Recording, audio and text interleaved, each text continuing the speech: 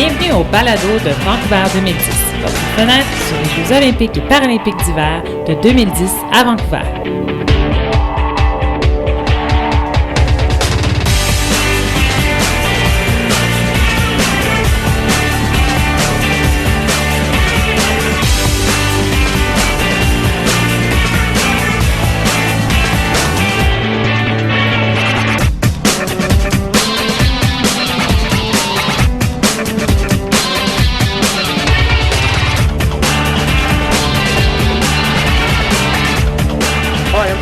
And I compete for Canada. I'm Hit Spence from Melbourne, Australia. Amanda Morley, Surrey, BC. I'm Lee Johnston and I'm from Great Britain. We're at the top of the bobsleigh, skeleton and luge track at the Whistler Sliding Centre, and today we'll find out that it takes a special person to do this sport. What's the recipe for success in bobsleigh? A fast start, a smooth drive and great equipment. Consistency is the key in bobsleigh, whether it's jumping in the sled like the teammates of mine have to do, or me driving down the track, or being in the same sled day after day, week after week. You have to be powerful and brave to do all these things, and good reaction. The push is very important in our sport. It sets the tone for the rest of the track. A lot of people in bobsleigh come from track, so everything we do normally are track warm-ups. So you do drills and you do sprints, and it takes about an hour to do a full warm-up and stretching and everything, just so that you can full out for 5 seconds right from a still start. You're good to go. We have a facility in Calgary that's known as the Ice House, and it's a indoor 50-meter start ramp that we practice exactly what you're saying, where we jump into the sled as it's moving. And pretty much for the driver, you get in first, and then the number 2 guy in the foreman gets in, then the number 3, and then finally the brakeman. So they put the older, slower guys at the front and the faster, younger guys at the back. The grooves end after 50 meters, and if the brake person gets in after that, the bob can move from side to side, and you can actually hit before the first corner. You don't feel wind at all inside the sled. It's actually kind of dead air. From a pilot's point of view, you don't really see, you see a whole lot, but a lot of how you do the corners is by feeling, because everything at that speed comes so fast at you that you see your key points and you just got to feel and know what you're doing. As a pilot, I have to think for every corner, especially this track. Every corner you have to be on. You can't fall asleep, as they say. It sounds like the brakeman doesn't do much, but they're absolutely crucial in the sport as well. As a brakeman, you definitely need to have speed and power. Those are the two major characteristics that you definitely need to have. So as a brakeman, what are you doing during this? During this, holding on, gritting my teeth as tight as possible and hoping that Chris has a real smooth run down the track. My job's over.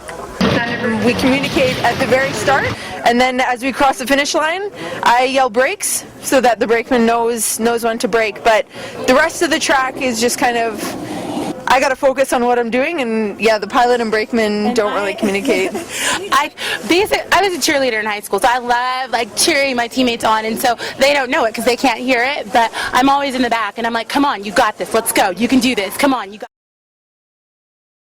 I'm a brakeman, so I don't really name a sled, but the girls have some odd names for their sleds. What are some of them? We have Hot Lips, Elliot, the Whistler Bomber. The Whistler Bomber. One of the American girls named her sled Buddy. My bobsleigh was named Fernando before I had him, so I don't know, I kind of liked it, so we keep calling him Fernando. He's sort of part of the team, so. There's very little difference in all sleds. There's 2 or 3 makes and brands, and people tend to go with normal manufacturers and do little bits to their runners and stuff like that. The main bit that you see is 100% fiberglass. Some sleds are made with carbon fiber as well, a carbon fiber fiberglass composition, and then the frame is steel, and the steering inside is actually quite rudimentary, very simple. Just a pin in the middle for your center axis, and ropes going into the front of the sled that you pull left or right.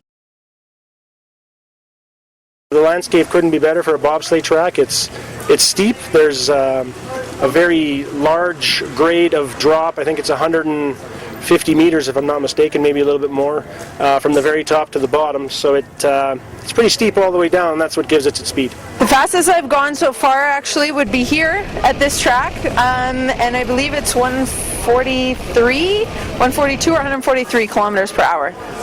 Yeah, it's a quick one. Down towards the bottom, it feels like somebody hits the accelerator in a car and you just take off. It's really awesome. It's hard to comprehend to begin with, for sure, but after a week of training, you get used to it. Well, first time I sat in a bobsleigh, I was in Calgary. I was a brakeman, and I sat behind the driver and did my first run, got to the bottom, and I thought, wow, first of all, this helmet doesn't fit properly, and two, this is really rough. But I think after that, I was pretty much hooked. I was very intrigued to find out, how do these guys really drive a sled down the hill at these speeds? And here we are, 18 or 19 years later. The first time I tried bobsleigh, I was maybe 22, I can't remember. I was 24 years old. I think everybody's reaction the first time they go down the track is different, but I loved it from the start. It's fast, it's exciting, it's a little bit dangerous, so yeah, I loved it from the very first run.